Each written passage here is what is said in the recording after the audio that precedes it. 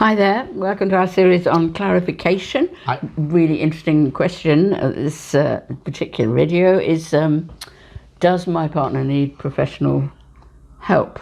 I have to say, if someone had said that to me in the middle of my journey, I've said yes, and please could it be tomorrow morning? Because you kind of feel as if your partner does. Now, I'm going to have to talk to you a bit as an academic here, because there is a point in a drinker where for them to suddenly come off drink could be dangerous. Could you just clarify that? People who are dependent drinkers, that is, people who are physically dependent on alcohol, will show withdrawal symptoms. Is that more people that drink day after day after day rather than binge drinkers?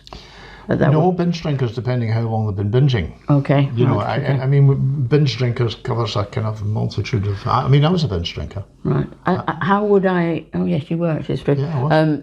How would I know then... well, finish what you're saying, but then if you could tack on that question, is as the person who's living with them, how would I know those signs, okay? Anyway, tell us what you're going to say about, you know...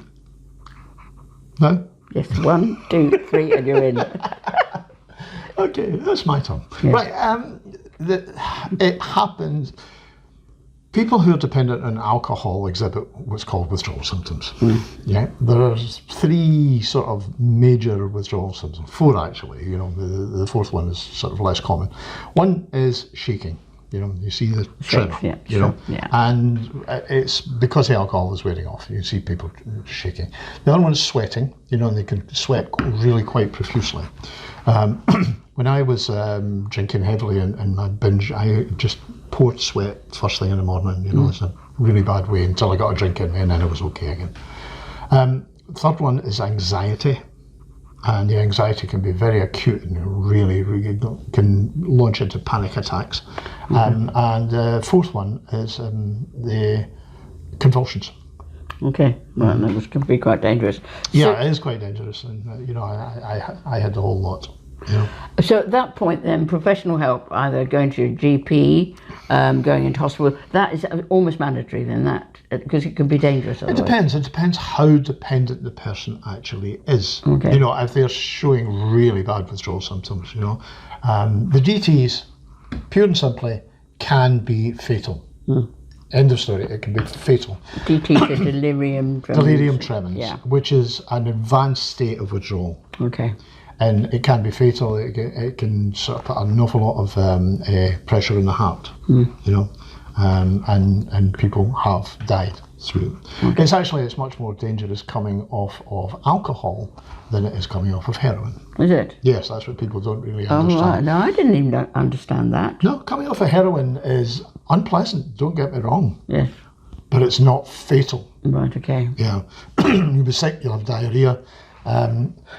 Excuse me, with a lot of anxieties, cramps, etc. But you won't die of it. Right. But coming off of alcohol, then you can die of it.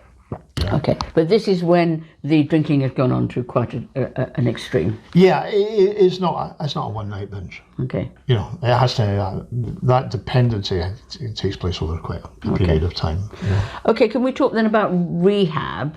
Because a lot of people listening to this might think that the only way that their drinker can get clear of drink is to go into rehab. It's just very expensive. You know, even in England, very few of them are free, and there's not many of them around. There's very few of them around because, you know, the research many years ago found that, you know, that a lot of people, because at that time people would go into rehab, and they'd go into rehab for 6 months, a year. Yes. You know, and it was felt that that was the way you do it. You take person out of society, you put them into this rehab, you get them sober, you deal with their issues, and then you put them back out into society. Yeah. The problem was that the majority of the people they put back into society tended to relapse right away, you know, because they're back into the pressures. Are you saying rehabs don't work, or no, I'm not saying that at all. It's changed a bit. What I'm saying is that the long rehabs, when you're taking somebody out of society and put them back into exactly the same position. Yeah, they're just, it's like, you know, like the war. You take somebody out of a war zone, you know, give them a bit of R&R, but you put them straight back in again. Yeah. And to some extent, that's what you're putting the person back into. If they couldn't cope with it the first time round, are they going to cope with it the second time round? So the rehabs have changed a bit. First of all, they tend to be much shorter, and you know, then they tend to spend a lot of time looking at how they can, you know, cope with it. There's a lot of inner work as well as an outer. Absolutely. Yeah. Okay. So that's So no, they're much better now. Do people need to go into rehab? Some do. Well, some need some medical attention. Do they have to go into a rehab? Not necessarily. Rehabs are hugely expensive. I mean, they're enormously expensive, and some of them are really outrageously expensive. You see adverts for come get sober in Bermuda. I think, I'd like to sign up for that. Yeah. Why? Because look at that swimming pool. Look at that. Do you really need a swimming pool to get sober? No, it'd be nice though. Yeah, so it's kind of a bit over the top, and it's become big business. It's become huge business. Particularly celebrity rehabs. Yes. Mega bucks. Yeah, absolute mega bucks. So a lot of rehab, certainly in the UK now, is done at home.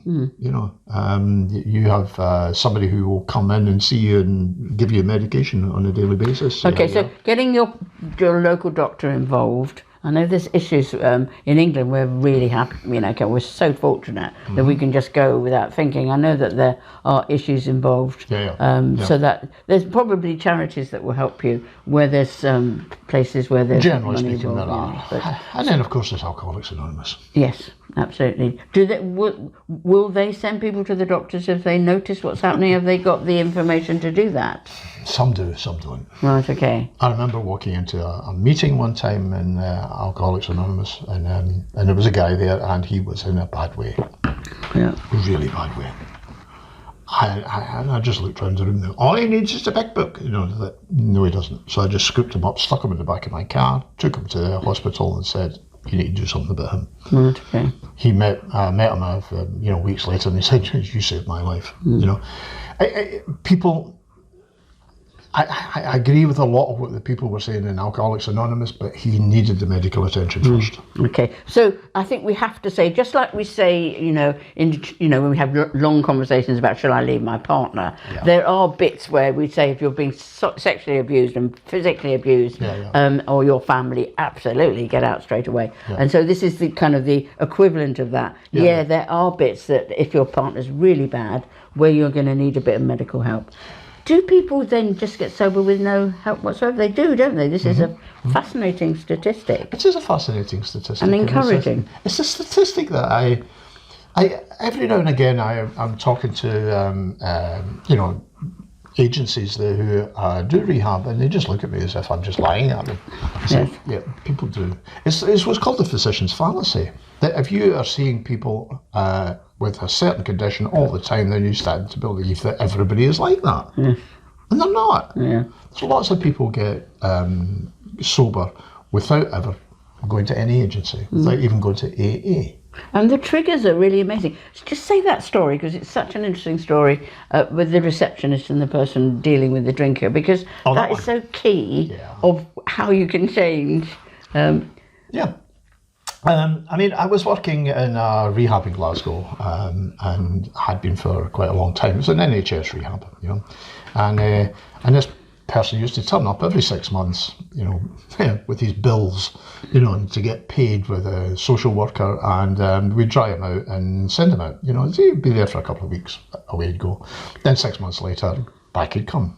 6 months. So you kept giving him help, and he was in a complete and this went on for a few years, And then 6 months came, he didn't. A year came, he didn't. 18 months, he came wandering in. But he didn't come wandering in with his bills. He came wandering in looking really, really spruce, really healthy, and happy and chirpy, what happened?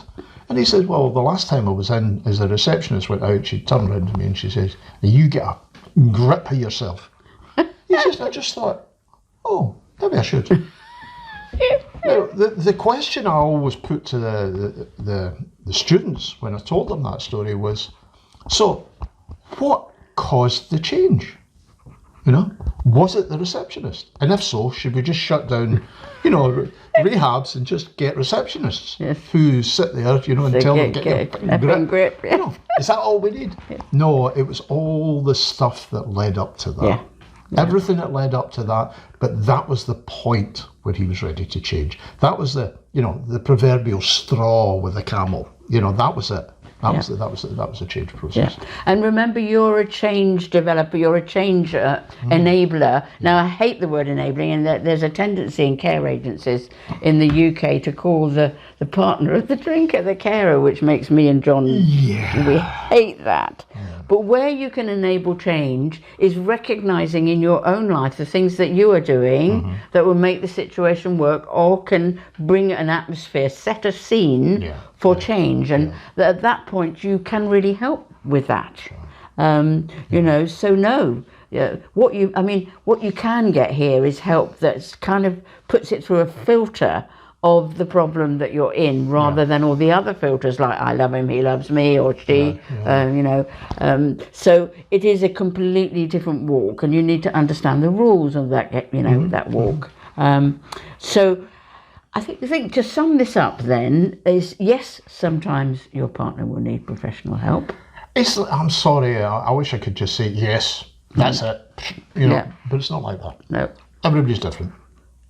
And because everybody's different, some people definitely need rehab, some people don't need rehab. Some people go into rehab and it doesn't work. Some people don't even bother going into rehab and they change, you know. So there's lots of different routes to change.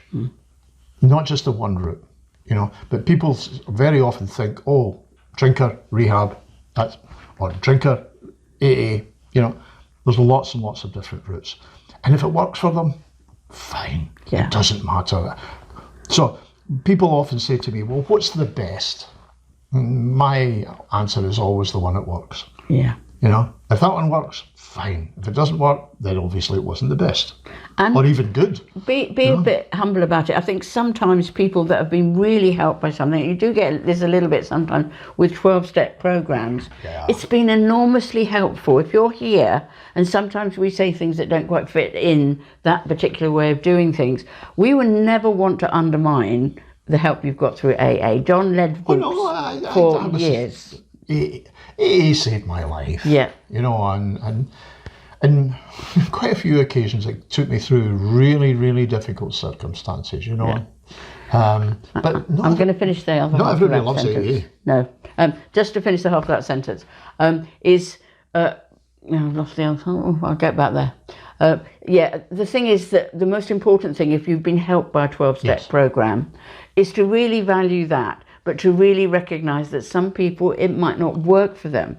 And if we're coming out with stuff that isn't quite 12-step, we're doing that because we believe lots of different ways of approaching this can help. So let's really be humble. We're not saying bottled up program is the only way to get sober, the only way to live with the drinking. Absolutely not. Years ago, there was a question that was on, you know, lots of research programs, etc. And the question was, who makes the best therapist?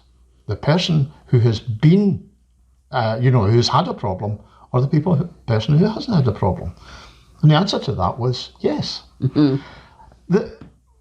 The sort of answer that many people gave was, oh, it must be the person who has had the problem, because only a person who's had the problem can help. No, it's not that at all. You know, come on, most gynecologists are men. We have to remember this.